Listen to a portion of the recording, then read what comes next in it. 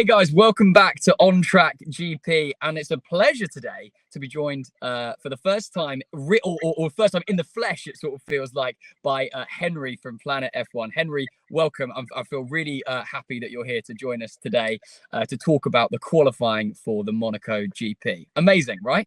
Yeah, thanks for having me, Joe. And what a session to be brought in on, right?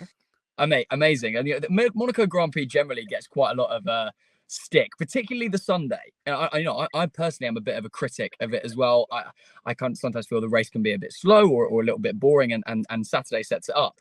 But Saturday always delivers, and my God, did it deliver today? Were you happy with what you saw? Oh, absolutely. Yeah. I mean, the end result was the same as we always expected, right? Max Verstappen being on pole, but how we got there is something different to what I've seen for ages. I mean, that is the best qualifying session I think I've seen for such a long time. Not just having Red Bull in contention, but having Alonso for Aston Martin in there, Alpine showing up in there, Ferrari, Mercedes all doing well.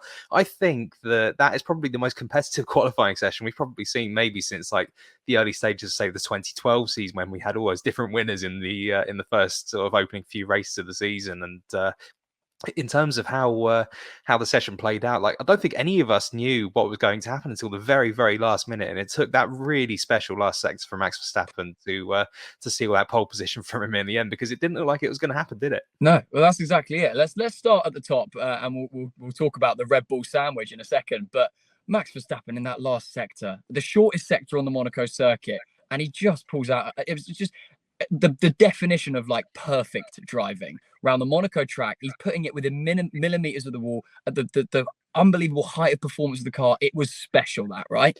Yeah, that's exactly what you had to do around Monaco, isn't it? I mean, it's literally a game of millimeters, and that's exactly why he's double world champion, isn't it? And the fact that he was able to get so close to the walls, he was 2/10 behind Alonso going into that final sector, and as you said, the shortest sector on the track, and probably one of the shortest sectors in Formula One, and to make up that amount of time in that short space of time with those slow corners as well. I mean, that is something so special from him.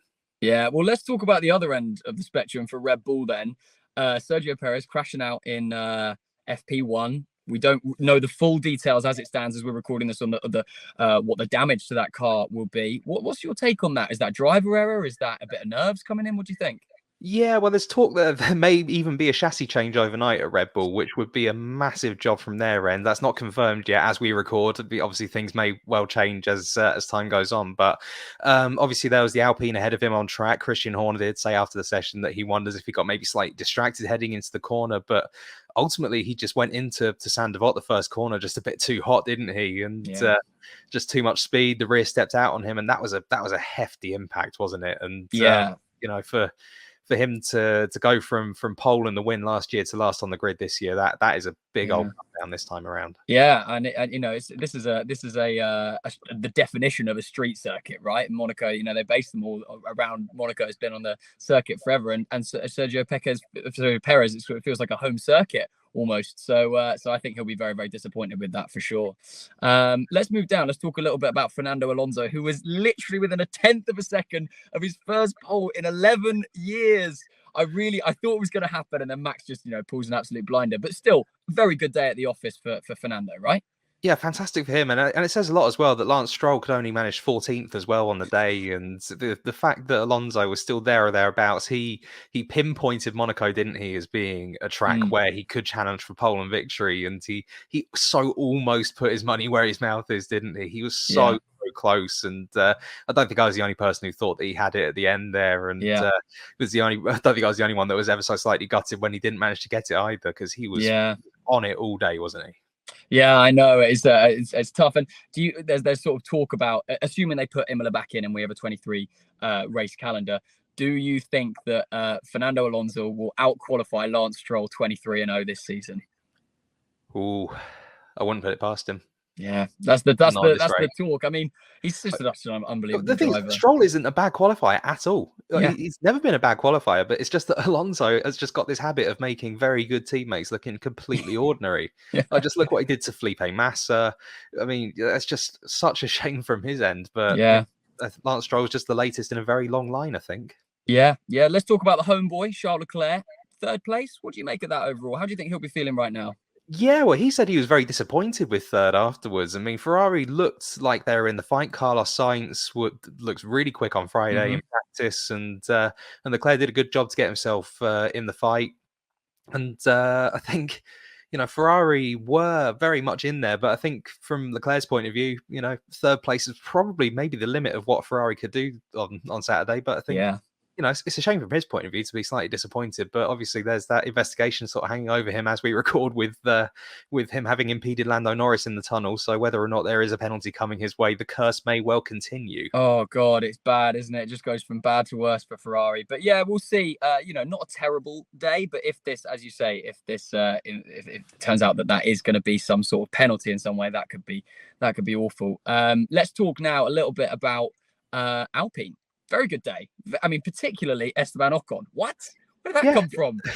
The surprise package, really, aren't they? Because they turned up with sort of Mercedes levels of like a length of list of upgrades. Because the FIA publish all the upgrades that come to every race weekend, and Alpine brought a lot with them, and it kind of went under the radar because all of the focus was so much on Mercedes and what they were going to bring. But Alpine have brought a lot themselves, and they've done such a good job this weekend. I think.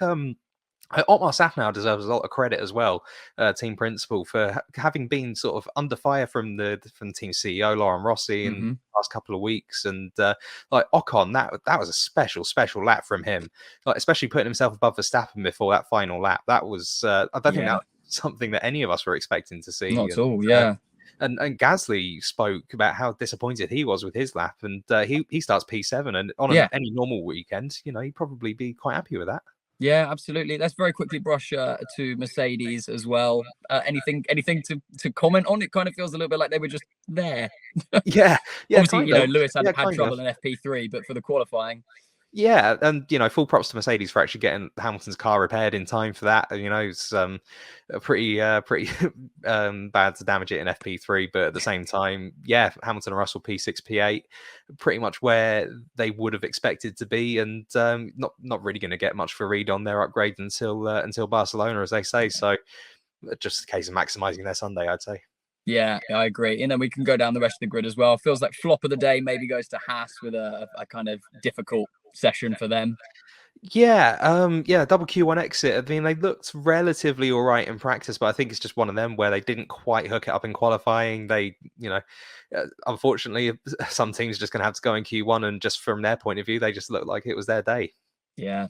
Henry, this has been brilliant, mate. I'm just, before I let you go, because I know you've got a lot of articles to write and things to debrief on, but let me have another minute of your time, if that's okay. Sure. I just want to ask you tomorrow, can you see any possibility that Max Verstappen doesn't win this race? I mean, there's that stat going around that second place in Monaco has actually won the race more than pole position in the past 10 years. Great stat. And I think Fernando Alonso is trying to sort of hang on to that as much as possible. And you know what he's like about trying to get in people's heads, and he's already trying to do that with Max. But if he gets through that first corner first, it's so hard to overtake. And with Max being the cool head that he is, like barring any car issues, I'm so sorry to put a dampener on it. But I just can't see him getting past, I'm afraid. No, it's good. You got to follow the stats, mate. I'm an idiot. I follow my heart instead of my head, and in F1 that is not the place to do it. I tried that. It didn't work. And last question. What sort of surprise or upset can you see tomorrow? What is something that maybe even let's call it a wild prediction, something that might not happen but could, out of nowhere? I reckon if there is going to be a mover in the field, I don't necessarily think it will be Sergio Perez. I reckon it could be Lando Norris. Christian is way up from P10. Yeah, because he in FP3 and FP2, he was like right up there in among the top 5. And I reckon if he gets a good start and if strategy plays into his favour, he could be a contender to actually sort of be the big mover in the strategy tomorrow. If he can get himself in amongst it, I reckon he could be an outsider for the top 6. Very interesting. Henry, thank you so much for joining us, giving us that insight. Big race tomorrow. I mean, if quality is anything to go by, we could be on for a phenomenal Monaco GP race day, which would be awesome to see. We're almost always expecting to see some flags because it's such a difficult track to race. But make sure you can catch up with everything that's going on here at the F1 with us at On Track GP. Smash up the likes. Don't forget to follow us on Instagram and subscribe on YouTube. And we'll see you for the next one. Thank you, Henry from Planet F1. We'll see you soon, guys. Take care.